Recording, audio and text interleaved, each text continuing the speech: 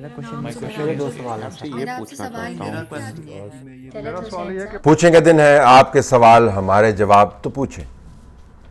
طلب بھائی یہ جو بی آر ٹی میں آج کل روز کوئی حادثات ہو رہتے ہیں، کبھی بسیں آپس میں ٹکرا جاتی ہیں، کبھی وہ خراب ہو جاتی ہے، اور ابھی ریسنٹلی تو آگ لگنے کے واقعات زیادہ ہو رہے ہیں، تو کیا اس پہ بھی کوئی چیک اینڈ بیلنس ہوگا؟ کوئی ان سے پوچھے گا؟ جی ہاں بی آر ٹی کا معاملہ سن لیں جی۔ بی آر ٹی جو ہے وہ اس کے اندر بعض لوگ کہتے ہیں 7 بسیں ہیں، مجھے وہاں پہ ایک مستند رپورٹر نے بتایا کہ 5 بسیں ہیں، 5 بسوں میں سے ایک ٹیکنیکلی خراب ہو گئی ہے، 4 کے اندر آگ لگی ہے، 4 بسوں کے اندر آگ لگی ہے۔ اور اب کہہ رہے ہیں جی کرونا کی وجہ سے کچھ مطلب کچھ جھوٹ بولنے کا بھی کوئی طریقہ ہوتا ہے۔ کرونا کی وجہ سے نہیں کیا ہوا، بس ہی نہیں رہی بی آر ٹی کے پاس نا، تو بسیں غائب ہو گئی ہیں۔ اچھا اس دوران چونکہ بی آر ٹی کو مشہور کرنا تھا اور بتانا تھا کہ عوام اس کو کتنا استعمال کر رہے ہیں اور کتنا یہ زبردست کام کر رہی ہے، تو اس روٹ کے اوپر جو باقی عام بسیں چلتی ہوتی تھی وہ نکال لیں۔ اگر 100 بس چلتی ہوتی تھی تو اس کو 90 کر دیا تاکہ اس کی ٹریفک بی آر ٹی کے اوپر آئے اور ہم بتائیں جی دیکھیں جوک در جوک لوگ جا رہے ہیں۔ تو اب جو بی آر ٹی کی بسیں ہیں وہ بھی نہیں ہیں کیونکہ 4 جل گئی ہیں، ایک ٹیکنیکلی خراب ہو گئی ہے، سو اٹس آف، بند کرنا پڑا۔ اور جو ویسے بسیں تھیں ٹرانسپورٹ، ان کو بسیں جو ہیں وہ کم کر دی ہیں، تو اب لوگوں کے لیے ٹریول کا کوئی انتظام ہی نہیں ہے۔ یہ وہ بد انتظامی ہے جس کا میں ذکر کرتا ہوں، یہ ایبسنس آف کیپیسٹی ہے، یہ صلاحیت کا فقدان ہے، اس کے سیاست سے کوئی تعلق نہیں ہے۔ اور بی آر ٹی جیسا منصوبہ جس کو بار بار انیگوریٹ کر رہے ہیں، جس کو بار بار اس کے پھیتے کاٹ رہے ہیں اور بتا رہے ہیں کیا زبردست ہم نے کام کیا ہے، اس کا نتیجہ یہ نکلنا، اس سے بڑی شرمندگی ہو نہیں سکتی۔ لیکن چونکہ مکمل طور پر چھوٹ ہے لہذا کچھ بھی آپ کر لیں۔ بی آر ٹی کا جو روٹ بنا ہوا ہے اس کی سڑکیں بھی ٹوٹ جائیں گی تو پھر بھی کہیں کامیاب ہوا ہے کیونکہ وتیرہ یہ بنا ہوا ہے۔ تو بی آر ٹی کی یہ کہانی ہے جناب۔ طلعت صاحب میرا نام ہارون ہے جی۔ اپوزیشن کی تعداد زیادہ ہونا اور اس کے 30 ارکان سے زیادہ کا شرکت نہ کرنا، حکومتی پارٹی کا بل سارا منظور کرا لینا، اور وہ بل بھی پتہ نہیں کیا ہے، ہم عوام کو تو صحیح طرح سے اس کی آگاہی بھی نہیں ہے۔ ہمیں تو محسوس ہوتا ہے کہ ہم سے بہت کچھ چھپایا جا رہا ہے اور ہمیں غلام در غلام کی بنانے کی سازشیں ہو رہی ہیں۔ طلعت صاحب آج میں دلی افسردہ ہوں کہ آج جو ہے نا پارلیمنٹ ہے نا، صحیح معنی میں آج پارلیمنٹ ختم ہوئی ہے، کیونکہ اس میں حکومت کا قصور نہیں گردانتا بلکہ اپوزیشن کا قصور ہے کہ کیوں، اگر ان کو پتہ تھا کہ ہمارے پاس جیسے چیئرمین کا الیکشن ہوا تو ساری چیزیں ہوئی، تو اسی طرح یہاں بھی ایسے ہوا، ان کو پتہ تھا لیکن ان کو کیوں یہ آئے اور بعد میں یہ واک آؤٹ کیا۔ میرے خیال میں تو یہ سراسر ڈرامہ کر رہی ہے اپوزیشن۔ طلعت صاحب پوچھنا یہ تھا کہ وہ موجودہ اپوزیشن ہے، یہ پاکستانی تاریخ کی تو سب سے کمزور ترین اور بے بس اپوزیشن نہیں ہے؟ جس طرح کہ آج مشترکہ اجلاس میں اپوزیشن کو بالکل کوڑا کرکٹ سمجھتے ہوئے جو بل پاس ہوئے ہیں، یہ تو کمال اتا ترک کا طرز حکومت یاد آ گیا۔ اور کیا عمران خان صاحب بھی کمال اتا ترک بننے جا رہے ہیں؟ دیکھیں اپوزیشن کے کردار کے اوپر بہت بحث ہوئی ہے۔ میں نے ایس ٹی ایچ کے اندر 3-4 مرتبہ نہیں بلکہ اس سے کہیں زیادہ اپوزیشن کی اسٹریٹجی کے اوپر، ان کے طریقہ کار کے اوپر، ان کے ایجنڈاز کے اندر جو فرکشنز ہیں، جو ان کے اندر کے معاملات ہیں، ان کو ہائی لائٹ کیا ہے۔ اور یہ بھی اب ثابت شدہ بات ہے کہ اپوزیشن کے اندر اگر دراڑیں نہ ہوتیں، ان کا اندر خانہ اگر ٹھیک ہوتا تو شاید ان کے لیے مشکلات کم ہوتیں۔ ایس ٹی ایچ کے اندر میں نے یہ بھی ذکر کیا کہ کس طرح سینٹ کے چیئرمین کو منتخب کروایا گیا اور اخبارات کے جو ہیڈ لائنز لگیں وہ اس سے بھی کہیں زیادہ دلچسپ ہیں۔ انہوں نے حکومت زرداری اتحاد کا ذکر کیا، اور جس طرح پھر نون لیگ کے حلقوں کے اندر بھی یہ بات ہوتی ہے کہ ہماری جماعت کے اپنے لوگ جو ہیں وہ عین وقت پر آ کے ہمیں غچہ دے جاتے ہیں، تو اس سے آپ کو ثابت ہوتا ہے کہ پارٹیز جو ہیں وہ اپوزیشن کی بالخصوص جو بڑی پارٹیز ہیں وہ اپنے معاملات کو اپنے قابو میں نہیں رکھے ہوئی ہیں، یا اس کی ایک تشریح یہ ہو سکتی ہے کہ واقعتاً اپنے قابو میں رکھی ہوئی ہیں اور معلومات کو ایسے ہی اور معاملات کو ایسے ہی چلانا چاہتے ہیں جس طرح کہ آپ کی معلومات ہیں سوال کے اندر جو آپ نے درج کی ہوئی ہیں، یہ سب ان کے ساتھ ملے ہوئے ہیں۔ لیکن میرا نہیں خیال کہ یہ سب ساتھ ملے ہوئے ہیں. یہ ایک ڈیسپریٹ پولیٹیکل سچویشن، ایک انتہائی خطرناک سیاسی بندگلی کے اندر کھڑے ہونے کے نتائج ہیں، جس کے اندر اپوزیشن کو لا کے کھڑا کر دیا گیا ہے. کیسز ان کے اوپر بنے ہوئے ہیں، نمبرز جو ہیں ان کے پاس موجود نہیں ہیں. پیپلز پارٹی کا سندھ کے اندر اپنا ایک ویسٹڈ انٹرسٹ ہے، وہ سندھ کی حکومت کو نہیں چھوڑنا چاہتی. نون لیگ جو ہے اس کی قیادت جو با اثر ہو سکتی ہے، مؤثر ہو سکتی ہے، وہ ملک سے باہر ہے. مریم نواز کے پاس ایک واجبی سا عہدہ ہے، لیکن پارٹی کے اندر جو مرکزی عہدے کے ساتھ اس کو کردار ادا کرنا چاہیے وہ نہیں کردار ادا کر پاتی، اور پھر اپنے آپ کو ٹویٹس تک محدود رکھ دیتی ہیں. اے پی سی میں اگر وہ شرکت کر بھی لیں گی تو اس کا فائدہ اسی وقت ہوگا کہ جب ان کے پیچھے پارٹی کی پوری کمان کھڑی ہوگی. شہباز شریف کی پالیسی تو اب آپ کے سامنے ہے. اچھا، شہباز شریف یہ مانتے ہیں، اگر آپ ان سے پرائیویٹلی بات کریں، کہ جی ان کی جو پالیسی ہے وہ عملاً فیل ہو گئی ہے اور وہ پارٹی کو دیوار سے لگا دیا گیا ہے. اب جب اس قسم کی باتیں پارٹی کے اندر ہو رہی ہوں تو آپ یہ نہیں کہہ سکتے کہ پارٹیاں جان بوجھ کر یہ دو نمبری کر رہی ہیں. عوام کے اندر اگر یہ تاثر بنتا ہے تو بالکل ٹھیک بنتا ہے، کیونکہ جو ان کے بیانات ہیں پریس کانفرنسز کے ذریعے، ٹویٹس کے ذریعے، ٹی وی پروگرامز کے اندر، اس سے بالکل مختلف ہوتے ہیں جب ان کا امتحان شروع ہوتا ہے. تو اگر یہ اپنا معاملہ ٹھیک رکھیں تو شاید ان کو اتنی مشکلات کا سامنا نہ کرنا پڑے. لیکن آپ یہ بھی کیلکولیٹ کر لیں کہ اگر یہ تمام معاملات اپنے ٹھیک بھی رکھیں تو کیا نظام سے اس وقت یہ لڑ کر جیت سکتے ہیں؟ ایک بڑی مشکل لڑائی ہوگی، کیونکہ نظام نے یہ فیصلہ کر لیا ہے کہ ہم نے اس موجودہ نظام کو ایسے ہی چلانا ہے. تو جب تمام ریاستی اور حکومتی وسائل ایک ہی نقطے پر مرکوز ہو جائیں کہ ہم نے ایسے ہی کام کرنا ہے، تو بڑا مشکل ہو جاتا ہے سیاست کے اندر اپنے مقاصد حاصل کرنا. عمران خان کمال اتاترک بنیں گے یا وہ جو ہے مہاتر بنیں گے یا محمد بن سلمان بنیں گے، کچھ پتہ نہیں ہے. عمران خان کا اصل چیلنج یہ نہیں ہے کہ انہوں نے کیا بننا ہے. عمران خان کا اصل چیلنج ہے کہ انہوں نے وہ بننا ہے جو انہوں نے کہا تھا کہ انہوں نے بننا ہے، اور وہ نہیں بن پائے 2 سال کے اندر. تو اس کے علاوہ جو مرضی بن جائے اس سے کوئی فرق نہیں پڑتا. جو آپ نے وعدے وعید کیے تھے، جن معاملات کے اوپر آپ نے کمٹمنٹس دی تھیں، وہ اب تو درجنوں سے بھی آگے باتیں چلی گئی ہیں. 20 ایشوز ایسے ہیں جس کے اوپر جو باتیں آپ نے کہی تھیں اپنے ہی بیانات کی روشنی کے اندر اس سے آپ نے منہ پھیر لیا. تو آپ کمال اتاترک بن کر جو ہے وہ یہ کام کرنا چاہیں، یا اردوغان بن کے یہ کام کرنا چاہیں، یا مہاتر بن کے یہ کام کرنا چاہیں، نتیجہ اس کا وہی نکلے گا. جب تک آپ نے ان فنڈامنٹلز کے اوپر، اس بنیاد کے اوپر آپ نے ڈیلیور نہیں کیا جس کے اوپر آپ نے لوگوں کی ذہن سازی کی تھی، تب تک وہ مؤثر نہیں ہوں گے. لیکن ان کا تمام تر زور جو ہے اپوزیشن کو غیر مؤثر کرنے میں ہے، خود کو مؤثر کرنے میں نہیں ہے. اور یہی پاکستان کی سیاست کا اس وقت المیہ ہے. اگر حکومت اتنا زور خود کو فعال کرنے پر لگاتی تو شاید پاکستان کی بھی بہتری ہو جاتی اور اپوزیشن سے بھی نہ نپٹنا پڑتا. لیکن انہوں نے دوسرا رستہ اختیار کیا ہوا. طلعت حسین صاحب، میرا سوال یہ ہے کہ نواز شریف کی ضمانت منسوخ ہونے کے بعد اور کچھ عرصے میں انہیں عدالت میں گرفتار کر کے پیش کرنے کے احکامات جاری ہونے کے بعد نون لیگ کی طرف سے ارشد ملک کی ایک اور ویڈیو منظر عام پر آنے کا امکان ہے. تو سوال یہ ہے کہ کیا ایسا ہے کہ یہ جو قانون نیا بنایا گیا ہے اتنی عجلت میں کہ کوئی بھی ملک کے ریاستی اداروں پر تنقید نہیں کر سکتا، تو اگر نون لیگ کی ایسی کوئی ویڈیو آتی ہے جس میں کئی لوگوں کے نام شامل ہوں گے، تو یہ قانون نون لیگ کے لیے ہی بنایا گیا ہے کہ ممکنہ ری ایکشن ایسا ہی ہوگا، اس وجہ سے یہ قانون بنا دیا جائے تاکہ نون لیگ کے لیے یا مریم نواز شریف خصوصاً مریم نواز کے لیے مزید مشکلات پیدا ہوں اور غداری کے مزید مقدمات درج کیے جائیں؟ شکریہ. عامر بات کر رہا ہوں فیصل آباد سے. میرا سوال ہے کہ حال ہی میں ابھی انہی دنوں میں ایک 1860 کا ایک قانون ہے جس کو امینڈ کرنے کے لیے بھیجا جا رہا ہے، جس میں یہ لکھا گیا ہے کہ کسی اس ادارے یا اس سے منسلک، یہ ایک نئی چیز آئی ہے کہ ان سے منسلک کسی رکن کی تضحیک یا تمسخر اڑانے پہ 2 سال قید اور 5 لاکھ تک جرمانہ ہو سکتا ہے.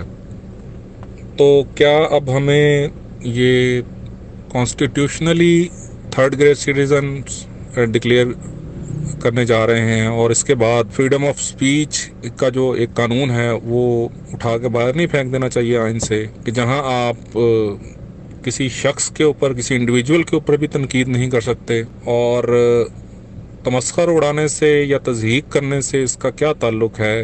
کہ اصل تمسخر اور تضحیک تو وہ لوگ انڈیویجولز ہیں جو اس ادارے سے منسلک ہیں یا رہے ہیں، جو آئین اور قانون کو نہیں مان رہے، توڑ رہے ہیں، اور یا جن کی کرپشن سامنے آنے کے بعد وہ اپنے عہدوں پر قائم رہتے ہیں، وہ اصل لوگ ہیں جو ادارے کی تضحیک کا باعث بن رہے ہیں۔ ان کی طرف کوئی انگلی پوائنٹ نہیں کرتا۔ ہماری جو پولیٹیکل فورسز ہیں ان سے تو ہمیں کوئی امید نہیں رہی، کہ وہ تو خود بھی آہستہ آہستہ اسی رجیم کا حصہ بنتے ہوئے نظر آ رہے ہیں ہمیں۔ تو اب ہمیں مطلب ایک عام شہری کیا یہ بھی خیال رکھے کہ بھائی کسی سے بحث کرنے سے پہلے، کسی سے بات کرنے سے پہلے اس سے اس کی پروفیشنل بیک گراؤنڈ پوچھ لیا جائے کہ بھائی کہیں آپ اس ادارے سے تعلق تو نہیں رکھتے، کہیں آپ کی تضحیک تو نہیں ہو جائے گی میرے کسی بحث سے یا میری کسی ایکٹ سے؟ اس پہ ذرا کمنٹ کر دیجیے گا۔ دیکھیں، یہ پرائیویٹ ممبرز بل ہے، جس سے ڈاکٹر شیرین مزاری نے اس کی وضاحت بھی کی ہے، اور اس کے اوپر جو قانون سازی ہے وہ جب ہوگی تب دیکھی جائے گی، لیکن یہ غیر ضروری قسم کا بل ہے۔ اس کی وجہ میں آپ کو بتاؤں، آئین کے اندر آلریڈی درج ہے کہ کن کن اداروں کی تصدیق آپ نہیں کر سکتے، اور آئین سے بڑھ کر آپ قانون سازی کیا کریں گے؟ یا تو آپ نے اس آئین کے شق کے نیچے وہ قانون سازی کی ہو جس میں آئین کی شقیں مبہم ہوں اور وضاحت طلب کرتی ہوں، تو اس وضاحت کے لیے آپ نے قانون سازی کی ہو۔ تو آئین کے اندر تو یہ درج ہے یہ تمام معاملہ، جس کے اندر پارلیمان بھی آتے ہیں، ہم اکثر بھول جاتے ہیں، اور نہ جانے کیوں جب ہم ریاست کی بات کرتے ہیں صرف فوج پر فوکس کرتے ہیں، اور فوج کے بھی ایک حصے پر فوکس کرتے ہیں، یعنی فوج ہی پر فوکس کرتے ہیں۔ ایئر فورس بھی اس کے اندر نہیں آتا، اس کے اندر نیوی بھی نہیں آتی، اس کے اندر پارلیمان نہیں آتی، عدلیہ نہیں آتی۔ ویسے جب ہم کہتے ہیں کہ جی پاکستان کے جو ریاست ہے اس کے تو 4 پلر ہے، اور میڈیا کو بھی ایک غلط فلسفے کے تحت اس کا حصہ بنا دیتے ہیں، ویسے ہمیں انتظامیہ بھی یاد ہے، ہمیں مقننہ بھی یاد ہے، ہمیں عدلیہ بھی یاد ہے، لیکن جب ہم ریاست کی بات کرتے ہیں تو اس کیس میں صرف ہم یہ کہتے ہیں جی کہ فوج کے اوپر تنقید نہیں کرنی چاہیے۔ تو آئین کے اندر آلریڈی اس کو بند کیا گیا ہے۔ اب یہ میں آپ کو بتاؤں کہ جو پروپیگنڈا بھی بہت ہوتا ہے، اس میں کوئی شک نہیں ہے، اور جو ویسٹڈ انٹرسٹ ہے وہ چاہیں گے کہ پاکستان کے ادارے، صرف فوج نہیں، پاکستان کے تمام ادارے، عدلیہ بھی اس کے اندر شامل ہے، اس کے اندر پارلیمان بھی شامل ہے، تمام کے تمام اداروں کی پگڑی اچھلے اور ریاست کے اندر لڑائی بڑھے۔ لیکن اس کے ساتھ ساتھ ہمیں یہ بھی دیکھنا چاہیے کہ تنقید کا محور اور محرکات کیا ہیں۔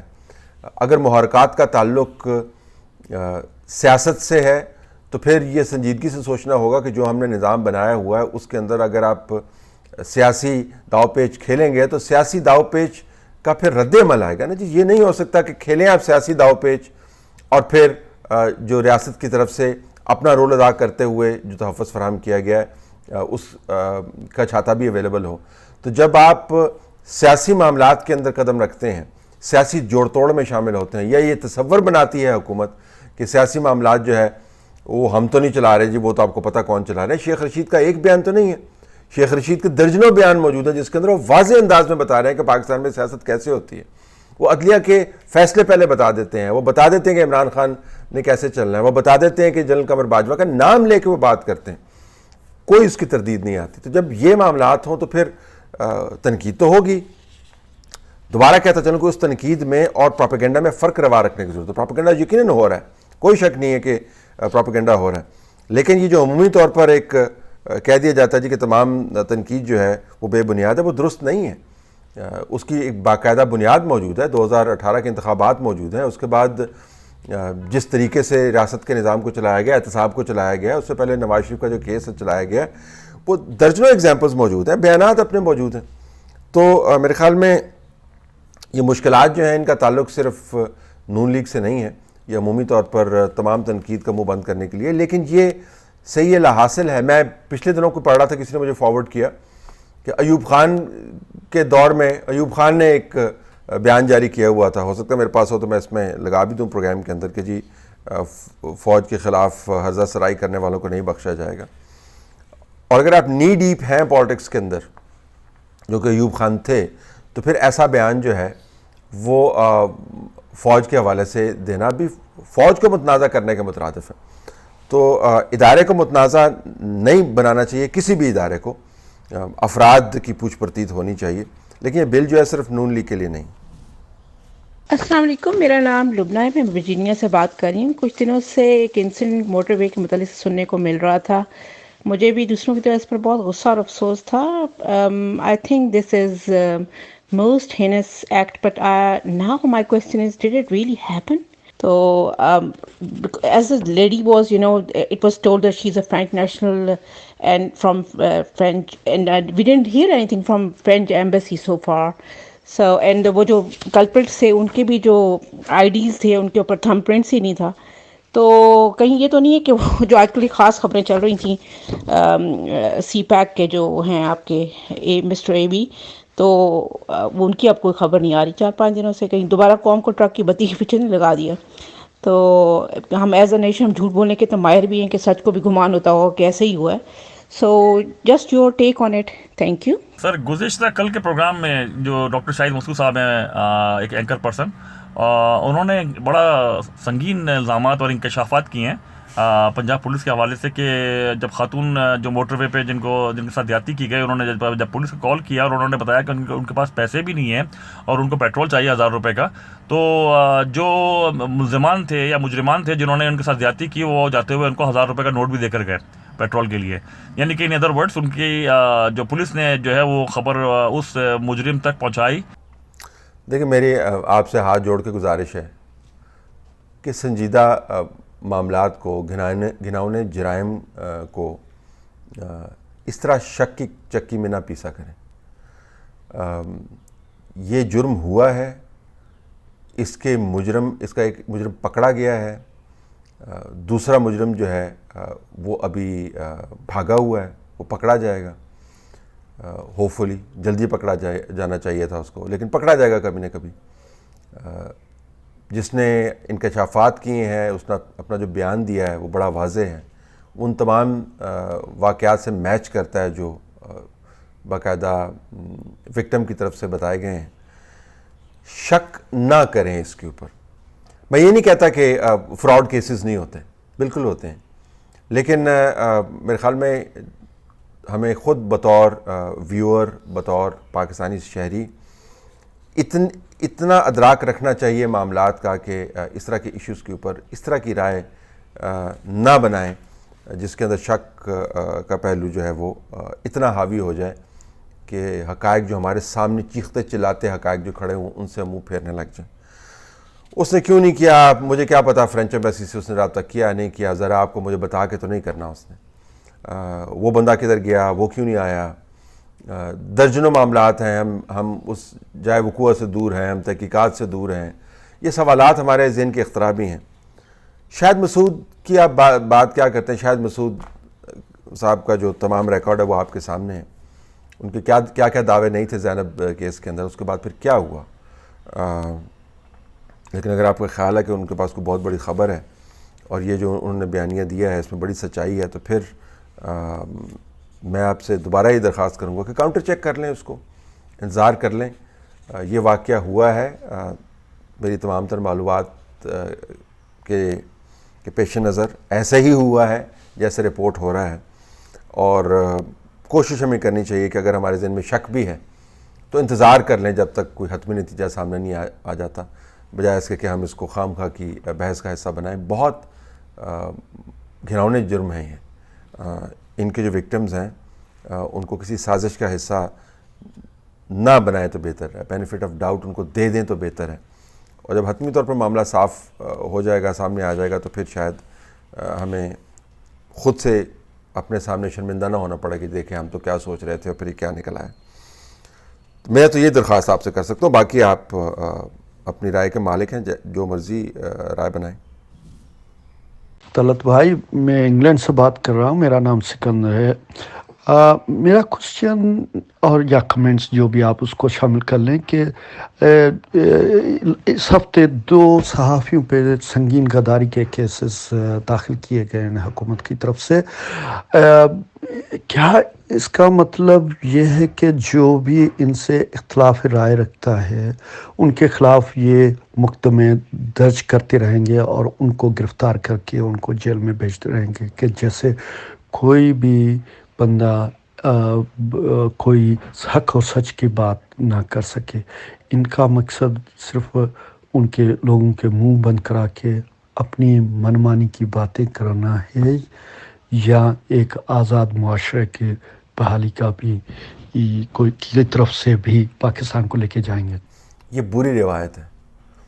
مقدمے بنانا اختلاف رائے کے اوپر یہ بری روایت ہے, یہ بے فائدہ روایت ہے, اس کا کوئی مثبت پہلو نہیں ہے. ملک کی ریپوٹیشن کو بگاڑنے سے لے کر جو کام کرنا چاہ رہے ہیں تنقید کو روکنا, اس کے پھیلاؤ میں حصہ ڈالنے تک اس قسم کی جو حرکات ہوتی ہیں وہ بلو بیک کرتی ہیں, واپس آ کر منہ پر پھٹ جاتی ہیں. اور کتنوں کی زبانیں آپ روکیں گے؟ اور پھر ایک جو تنقید ہو رہی ہے اس کو ویسے تو کسی نے شاید دیکھنا نہیں ہے, جو ہی آپ اس کے اوپر اس کے پیچھے لٹ لے کے لگ جاتے ہیں سارے اس کو دیکھنے لگ جاتے ہیں. تو آپ کا مقصد تشہیر کو روکنا تھا, اس کے پیچھے آپ لٹ لے کے لگ گئے ہیں تو وہ تشہیر اور ہو گئی ہے. تو مقصد تو کیا, آپ نے خاک حاصل کیا, غصہ نکال لیا آپ نے, لیکن مقصد تو حاصل نہیں ہوا. اچھا پھر تنقید ہے کیا؟ اور اگر وہ بے وزن تنقید ہے تو یقین رکھیں کہ جو باوزن حقائق ہوں گے وہ اس کو ملیہ میٹ کر دیں گے. یہ بہت پرانی تھیریز ہیں جو دقیانوسی دیمک ذرا کتابوں کے اندر لکھی ہوئی ہیں کہ جی ایجنڈا شیپ ہو جاتا ہے جی, اور وہ پبلک اوپینین بن جاتی ہے جی, اور جھوٹ کے ذریعے. یہ بالکل غلط بات ہے. لوگ گوئبلز کو, جرمن جو ہٹلر کا رائٹ ہینڈ مین تھا, اس کو بہت کوٹ کرتے ہیں جی, گوئبلز نے بڑا پروپیگنڈے کے ذریعے جرمن کا امیج بنایا. آپ اگر ہسٹری پڑھ کے دیکھیں, گوئبلز نے پروپیگنڈے کے ذریعے جرمنی کا امیج نہیں بنایا تھا. گوئبلز نے جو جرمنی نے اچیومنٹس کی تھیں ان کو پیکج کر کے دنیا کو مارکیٹ کرنے کا ایک طریقہ اپنایا تھا, اور ان اچیومنٹس کو اپنے عوام کے ذہن کے اندر جو ہے وہ زبردستی ٹھونسنے کا جو نظام بنایا تھا, اس کی وجہ سے وہ مشہور ہوا ہے. تو ایسا نہیں تھا گوئبلز کوئی آپ کو رام کہانی سنا رہا تھا, کوئی طوطا مینا کی کہانی سنا رہا تھا. جرمنی نے ان سالوں میں بہت بڑی بڑی اچیومنٹس کی. گوئبلز کا جو سب سے بڑا کارنامہ تھا وہ جو اولمپکس جرمنی نے کروایا تھا ہٹلر کے نیچے, اس کو دنیا کو اس نے مارکیٹ کیا تھا, اور اس مارکیٹنگ کے ذریعے اس نے جرمنی کا نام بنایا تھا. پہلی مرتبہ دنیا میں ہوا تھا بائی دی وے, آپ کی اطلاعات کے لیے, کہ کوئی بہت بڑا سپورٹس ایونٹ جو ہے وہ گلوبلی کور ہوا, اور وہ جرمنی کے اندر اولمپکس ہوئے تھے. تو انہوں نے, اور Germany top of the tables آیا تھا وہاں پہ. اچیومنٹس کے ذریعے انہوں نے یہ کام کیے تھے, فکشن نے کریٹ کیا تھا. تو اگر تنقید جو ہے وہ بے وزن ہے تو حقائق اس کو کھا جائیں گے. آپ کو ڈنڈا مارنے کی اس پہ کیا ضرورت ہے, لیکن ایک وتیرہ بنا ہوا ہے اسے ہٹتے ہی نہیں ہے. اللہ جانے کب عقل آئے گی.